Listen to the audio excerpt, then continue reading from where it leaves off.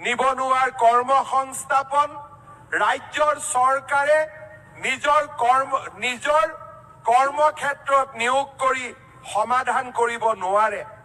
12 লাখ নিবনুৱাই যেতিয়া তৃতীয় শ্ৰেণীৰ চৰকাৰী চাকৰিৰ কাৰণে পৰীক্ষা দিব ওলাই আহে তেতিয়া আমি অনুভৱ কৰিব পাৰো যেতিয়া মানুহৰ জীৱনত আটাইতকৈ দুখৰ দিনে দেখা দিয়ে সেই দুখৰ মাজতে সুখৰ আৰম্ভণি হয়।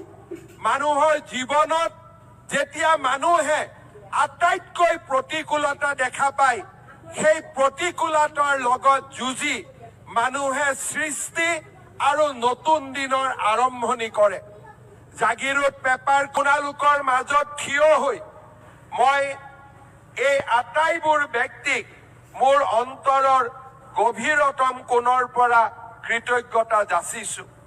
27,000 কোটি টকাৰ উদ্যোগ, 27,000 আমাৰ ইয়াতে বিনিয়োগ। কিন্তু মই বিশ্বাস কৰো টাটা ছেমি কণ্ডাক্টৰৰ আমি যদি এটা সফল ইতিহাস ৰচনা কৰিব পাৰো অসমৰ ভাগ্যৰ পৰিৱৰ্তন হ'ব। অসম দেশৰ ভিতৰতে এখন উদ্যোগিক প্ৰধান ৰাজ্য হিচাপে পৰিগণিত হ'ব। নিবনুৱাৰ কৰ্মসংস্থাপন ৰাজ্যৰ চৰকাৰে নিজৰ কৰ্মক্ষেত্ৰত নিয়োগ কৰি সমাধান কৰিব নোৱাৰে। 12 লাখ নিবনুৱাই যেতিয়া তৃতীয় শ্ৰেণীৰ চৰকাৰী চাকৰিৰ কাৰণে পৰীক্ষা দিব ওলাই আহে তেতিয়া আমি অনুভৱ কৰিব পাৰো যে অসমত উদ্যোগীকৰণৰ কিমান প্ৰয়োজনীয়তা আছে। মই আজি আশা কৰো যে আমি ফিউচাৰ ইণ্ডাষ্ট্ৰিজৰ যি এক নতুন ৰূপৰেখা অসমত স্থাপন কৰিবলৈ আগবাঢ়িছো ই অসমৰ ইতিহাসৰ এক নতুন মাইলৰ খুঁটা হৈ ৰৈ যাব। টাটা ছেমি কণ্ডাক্টৰৰ যেতিয়া আৰম্ভণি হৈছিলে তেতিয়া বহুতে প্ৰশ্ন কৰিছিলে যে এই ছেমি কণ্ডাক্টৰ ইণ্ডাষ্ট্ৰিত থলুৱা যুৱক যুৱতীয়ে কাম কৰিব পাৰিবনে নাই, কাৰণ এনেকুৱা ধৰণৰ ইণ্ডাষ্ট্ৰিৰ লগত অসমৰ পৰিচয় নাই আৰু আমি এনে কামত সফল হ'ব পাৰিম নে নাই।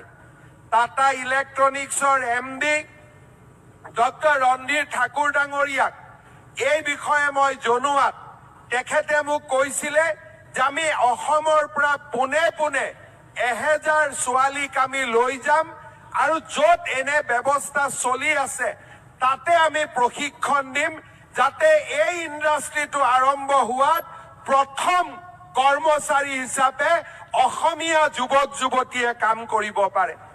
আজি আপোনালোকে আমাৰ সৰু ফিল্মটোত দেখিছিলে যে যিমান ছোৱালীয়ে ৱেলকাম টাটা টু আছাম বুলি কৈছে তেওঁলোকে হুচুৰত কাম কৰি আছে আৰু গোটেই কেইজনী অসমীয়া ছোৱালী আৰু যিদিনাখন এই জাগিৰোডত এই উদ্যোগ হ'ব তেওঁলোক অসমলৈ উভতি আহিব আৰু অসমত কৰ্ম উদ্যমিত এক নতুন যুৱ শক্তিৰ সৃষ্টিত তেওঁলোকে প্ৰেৰণাৰ স্ৰোত হিচাপে কাম কৰিব। শ্ৰদ্ধাৰ ৰাইজ, এয়া অসমৰ বাবে এক সোণোৱালী দিন। আমাৰ জীৱন কালত অসমৰ ইতিহাসৰ এনে সোণোৱালী ক্ষণৰ ইতিহাস হৈ থাকিব পৰাটো আমাৰ বাবে গৌৰৱৰ বিষয়। পৰম পিতাৰ নেদেখা জনৰ আশীৰ্বাদ নহলে, মহাপুৰুষ শ্ৰীমন্ত শংকৰদেৱৰ আশীৰ্বাদ নহলে আজি অসমে এনে এক সোণোৱালী ইতিহাসৰ সাক্ষী হ'ব নোৱাৰিলেহেঁতেন, আমিও এনে এক সোণোৱালী ইতিহাসৰ সাক্ষী হ'ব নোৱাৰিলোহেঁতেন। মই পুনৰবাৰ নেদেখা জনক কৃতজ্ঞতা জনাইছো যে অসমৰ মুখ্যমন্ত্ৰী হিচাপে এনে সোণোৱালী দিনৰ সাক্ষী হৈ থকাৰ অপাৰ সুযোগ মোক প্ৰদান কৰাৰ বাবে। শ্ৰদ্ধাৰ ৰাইজ, এই মাটিত যেতিয়া হিন্দুস্তান পেপাৰ কৰ্পোৰেশ্যনৰ মিল বন্ধ হৈ গৈছিলে জাগিৰোডৰ লগতে সমগ্ৰ অসমবাসীৰ মাজত এক শোকৰ ছাৰ সৃষ্টি হৈছিল। মোৰ ৰাজনৈতিক জীৱনৰ এই দীৰ্ঘ কালত মই এটাই শিকিছো যে সৃষ্টি সংকটৰ পৰাই সম্ভৱ হয়। যেতিয়া মানুহৰ জীৱনত আটাইতকৈ দুখৰ দিনে দেখা দিয়ে, সেই দুখৰ মাজতেই সুখৰ আৰম্ভণি হয়। মানুহৰ জীৱনত যেতিয়া মানুহে আটাইতকৈ প্ৰতিকূলতা দেখা পায়, সেই প্ৰতিকূলতাৰ লগত যুঁজি মানুহে সৃষ্টি আৰু নতুন দিনৰ আৰম্ভণি কৰে। জাগিৰোড পেপাৰ কলৰ সেই সংকটৰ সময়ত আমি নিৰাশ হোৱা নাছিলো। আমি বিশ্বাস কৰিছিলো যে ইয়াৰ মাজৰ পৰাই আমি সৃষ্টিৰ নতুন অংকুৰণ কৰিম।